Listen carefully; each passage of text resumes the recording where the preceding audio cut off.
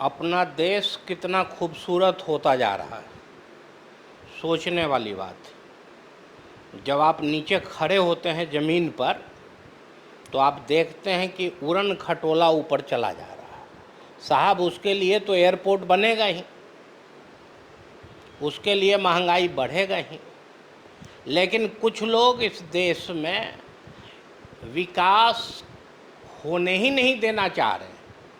उनका कहना है कि जो मेरे किचन का बजट 8 से 10 हज़ार रुपया था जनवरी में, अब वो 12-13 हज़ार हो गया। साहब, आपने सिर्फ 2 से 3 हज़ार रुपये अधिक खर्च किया और देश के विकास में आपका कितना अमूल्य योगदान हो गया। आपके बच्चों की पढ़ाई थोड़ी सी महंगी हो गई, पेट्रोल थोड़ा सा महंगा हो गया, गैस थोड़ा सा महंगा हो गया, लेकिन इसके उलट हमारे पास अत्याधुनिक एयरपोर्ट्स बनने लगे हैं, हमारे पास अत्याधुनिक ट्रेन्स हैं, वंदे भारत है और पता नहीं बुलेट ट्रेन भी आ गया। भले चाहे जापान से हमने कर्ज ही ले लिया, भले आप उसके कर्जदार हो गए, ये अलग बात है कि हमारी और आपकी हैसियत और औकात नहीं है उस ट्रेन में या उस उड़न खटोले में बैठने की। लेकिन साहब, नीचे से तो हम देख रहे हैं। अब आप बताइए, कोई बाहर से आएगा और उसे अगर ऐसा लगा कि भाई भारत में जो एयरपोर्ट्स है यह अच्छा नहीं बना हुआ है, तो कितनी तौहीन होगी साहब हम लोगों की। ये अलग बात है कि इस पूरे विकास में जो आपका योगदान है यह निश्चित रूप से अमूल्य है। देखिए, महंगाई का रोना न रोइए, समझ गए ना। महंगाई का तो काम ही है बढ़ते रहता है। मोदी जी ने पहले भी कहा है कि भाई सब कुछ को बढ़ाते रहिए, तो महंगाई भी बढ़ रहा है अपना।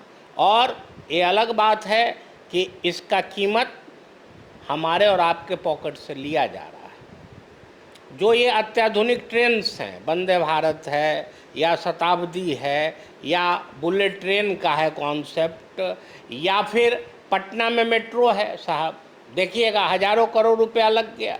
अब टिकट का भाड़ा इतना भारी पड़ रहा है लोगों पे कि वह बेचारा खाली ही चला जा रहा है, खाली ही आता है जाता है, आता है जाता है। लेकिन आप लोग सही सही बताइए कि पटना सुंदर दिख रहा है कि नहीं। मेट्रो के चलते पटना की खूबसूरती बढ़ी है या नहीं बढ़ी है, आप ही लोग बताइए। इसीलिए इस देश के विकास के खिलाफ न जाइए आप लोग। मैं खासकर मध्यम आय वर्गीय परिवार से मैं कहना चाहता हूँ, अरे भाई, किचन में अगर 2000 बढ़ ही गया तो क्या हो गया साहब। पेट्रोल का दाम थोड़ा सा बढ़ ही गया तो क्या हो गया। डीजल का दाम थोड़ा सा बढ़ा तो सामान का दाम तो बढ़ेगा ही। तो आखिर कौन देगा भाई, आप ही बताइए। इतना लंबा चौड़ा हाईवे बन रहा है। यह अब अलग बात है कि न गांव का सड़क का स्थिति अभी भी वही है। तो साहब, गांव में रहता कौन है? आपको कौन बोल रहा है गांव में रहने के लिए? आप जाइए मजदूरी कीजिए। और ऐसे भी बिहारी लोग तो जाते ही रहते हैं बाहर में, दिल्ली हो, बॉम्बे हो, कलकत्ता हो, तो आपको तो वहाँ का देखना है ना। गांव से क्या मतलब है आपको? साल भर 6 महीना में, छठ में, होली में, दीपावली में कभी कभी आप आते हैं और आप इसी को लेकर आप इतने चिंतित हैं साहब। महंगाई महंगाई महंगाई रोए चले जा रहे हैं साहब। 10-20% महंगाई क्या बढ़ गया कि ना आपकी हालत ख़राब हो गई साहब। देश के लिए आप कुछ कर ही नहीं, करना ही नहीं चाह रहे हैं, ये गलत बात है साहब। इसलिए हमारा अनुरोध है कि सरकार के विकास में आप कदम से कदम मिलाकर चलें, सरकार को सहयोग करें। और थोड़ा बहुत महंगाई अगर होता है तो एक आध टाइम का खाना बंद कर दीजिए, बच्चों को अच्छा स्कूल में पढ़ाना बंद कर दीजिए। जो लोग ऊपर के लोग हैं उनका तो जीवन यापन सही होना चाहिए ना, कि नहीं होगा?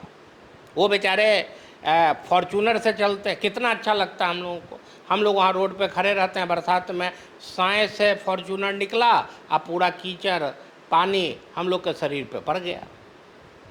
कितना, देखिए, बड़ा आदमी है, अतिक्रमण करके बड़ा मकान बना लिया, कोई है बोलने वाला? कोई नहीं बोलेगा।